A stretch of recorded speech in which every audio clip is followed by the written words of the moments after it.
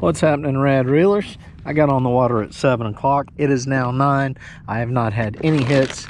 It's time for a little peanut butter pretzel break, and then we're going to get back on it.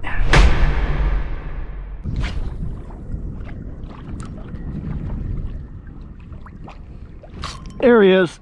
Got him. Got him. Yeah, buddy.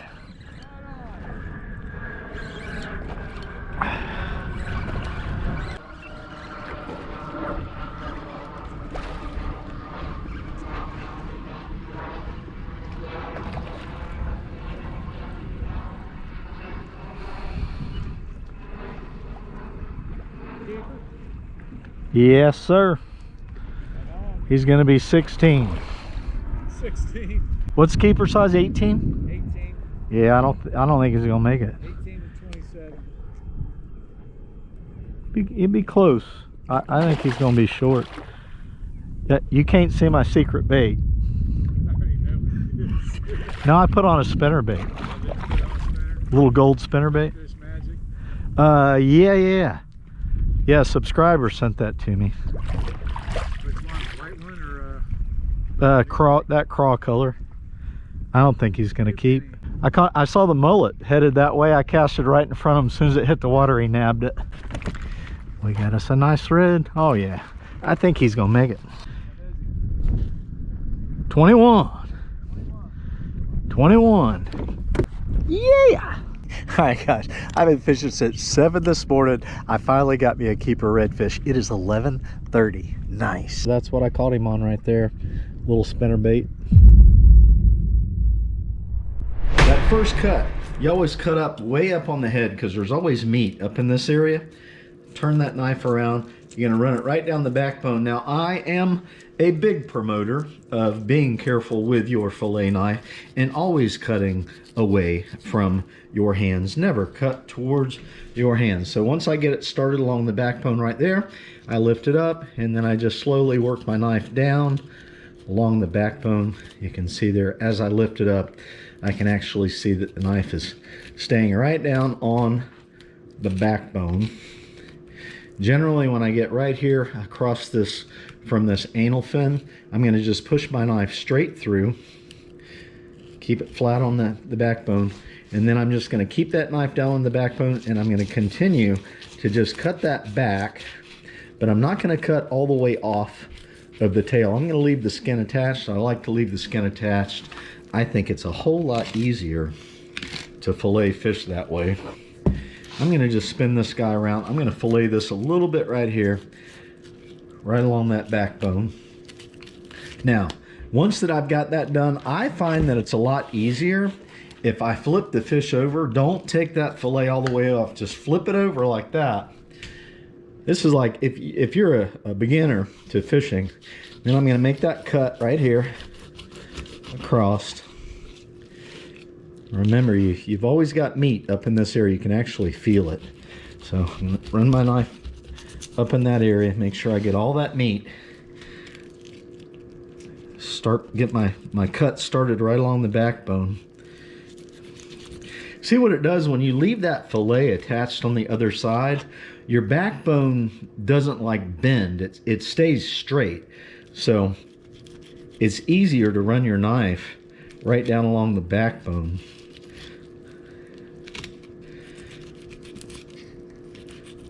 I know some of you advanced fishermen don't do that. You don't leave the fillet on there.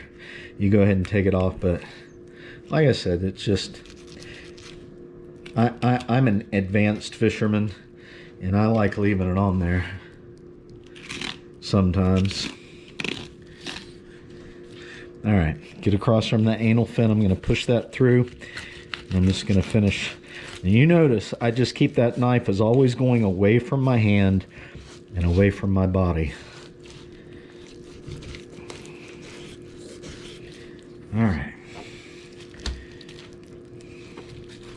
And once I do that, I'm going to take this skin. I'm just kind of cup it a little bit like that, so it'll lift it up away from the backbone. I'm going to stick my knife through there, and I'm just going to push that right through the rib bones. That's why I left that skin on. I wrap my hand down underneath like that. I wrap my fingers through the skin here and underneath so I can get a good grip on that when I'm cutting through these rib bones.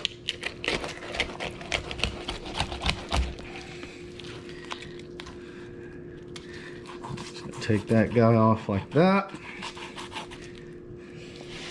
I'm going to spin him around.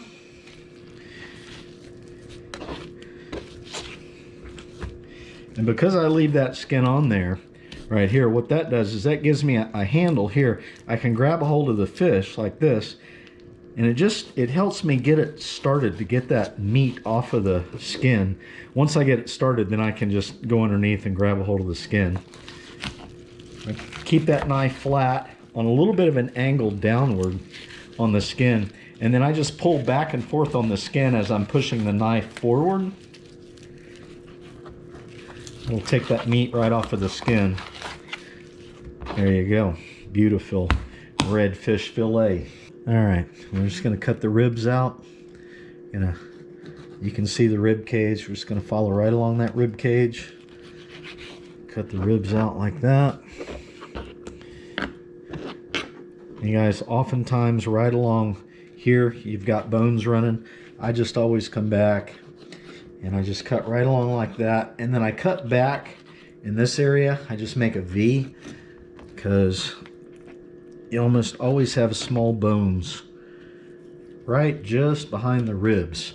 So your fillet should look like that. It should have a V shape, or you can cut that out. It's just not worth it to get bones. I don't mind wasting a little bit of meat to make sure that I don't have any bones in my fish. Now I'm gonna cut out this bloodline. Again, just being careful to keep that knife going away from me. I know, it sounds elementary, right? Keep the knife going away from you, but how many people have been cut because they didn't keep the knife pointing away from them? Always, what is that saying? Always err on the side of caution. So, no sense in being in a hurry. And I always say it, there's no reason at all to have a knife going towards your body ever when you're cleaning a fish, ever. So, all right, we got 99% of the bloodline out of there. Next thing I'm gonna do, because I'm cooking this in a pan, I'm gonna make these into smaller pieces so they'll fit in the pan fine. Oh my gosh, every time I go to make a video, I realize how dirty this stove always looks. Freaking black, man. Black shows everything when you're cooking. All right, we're gonna put this on about, a little over medium heat. And we got a good hunk of butter in the pan. I'm gonna go ahead and cook these up with some Chef Paul's Redfish Magic. Give these guys a nice coating of this goodness on both sides. And I'll go ahead and put a little bit of that in the pan as well. Oh, that stuff smells so good.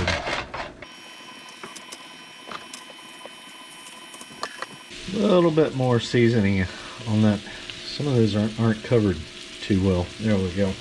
While that's cooking up, you guys know that I had a birthday recently, right? Well, I treated myself to some goodness. I treated myself to some new organizational stuff for all my fishing gear. Yeah, 12 bucks a piece, so I invested like $48. There's 4 of these guys.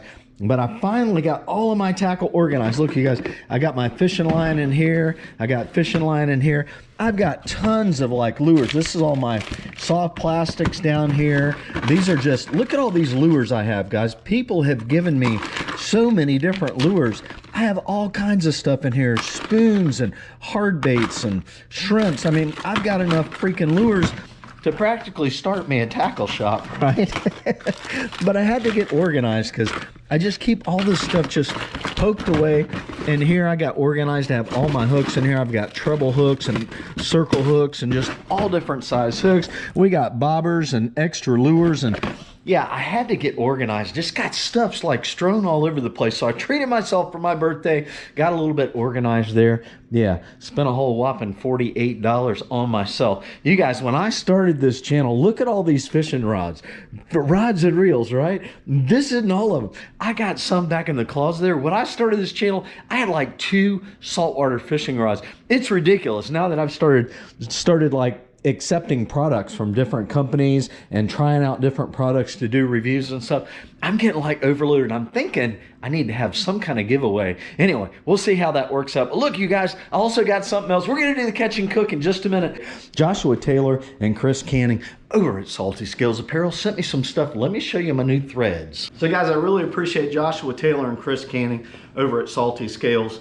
They've got new designs. They sent me 3 shirts, you guys. Check that out. Yeah, this one's got the patriotic thing going on with the sleeves and down the sides. I love it, looking good. Now, I've seen Joshua and Chris wearing this one, or Joshua for sure. I love the design on this one, you guys. I like the darker colored shirts, definitely, because I'm older, man. I'm fat, and the darker colored shirts make me look skinny, right? So, and there's another one. Thanks, Joshua and Chris, for hooking me up around my birthday time. I greatly appreciate it. All right, you guys, down in the description area, there'll be a link and a discount code for Salty Scales. You can save yourself 15%. They got the best apparel out there. Oh, and this is my cobia shirt. I never wear this one when I'm fishing because I love my cobia shirt, you guys. So make sure you head over to Salty Scales and check it out. Sizzling good, baby. Woohoo! All right, let's take a look here. I think we can probably flip these over. Oh, yeah. That's looking blackened right there. Looking blackened.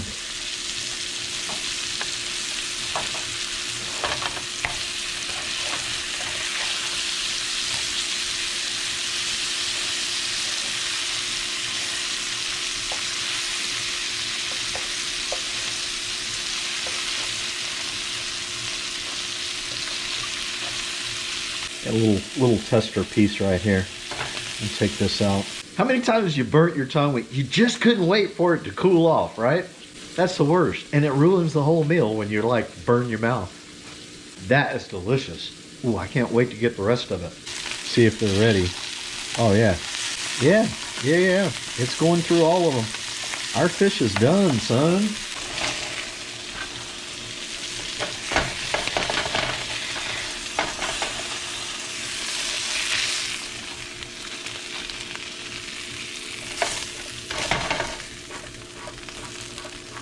See if we got any more of that juicy goodness to put on there. Ooh, that's hot. So guys, this Chef Paul's Redfish Magic. It's an absolute delicious Cajun type seasoning. It's not like super hot, but ooh, it is so good. Let me see here. Oh. Man, that is so good. You got to be careful not to get too much on there because it'll get too salty. I nailed this one pretty good.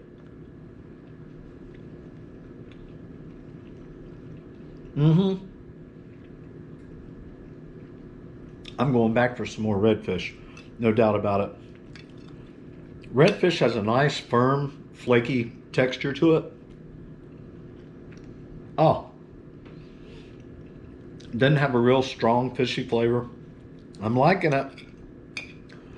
I overdid it on the seasoning a little bit, guys. I definitely overdid it on the seasoning a little bit.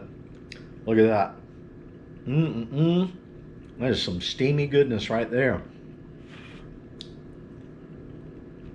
Oh.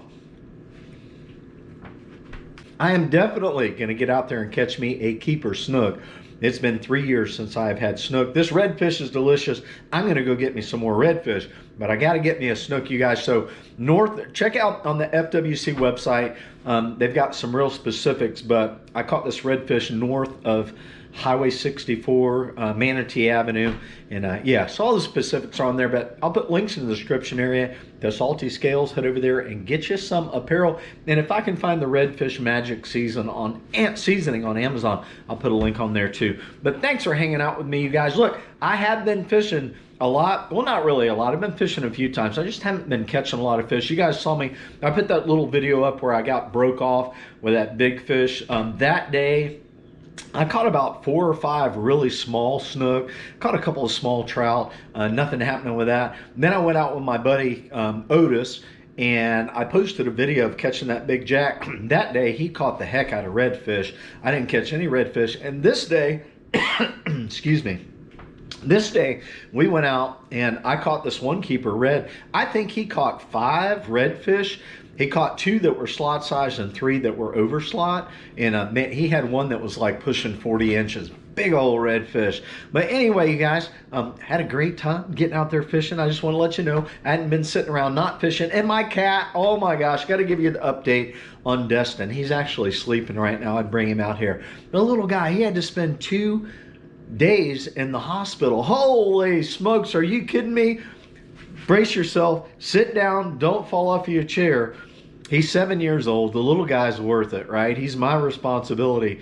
But all total, guys, vet bills and hospital bills to take care of his urinary blockage, $2,400 I had to spend on that little guy. And now he's going to be on a diet. So I had to dip into my truck fund. You guys know I've been talking about getting a truck. I've been putting money away, so I had to dip into my truck fund. But anyway, he's worth it. You can't snuggle with a big old hunk of metal truck, right? He snuggles and cuddles me all the time. Anyway, that's the update on the cat. If you guys knew that he was sick and in the hospital, he's doing well. He's been about a week now that he's been out of the hospital. He's doing great. So, all right.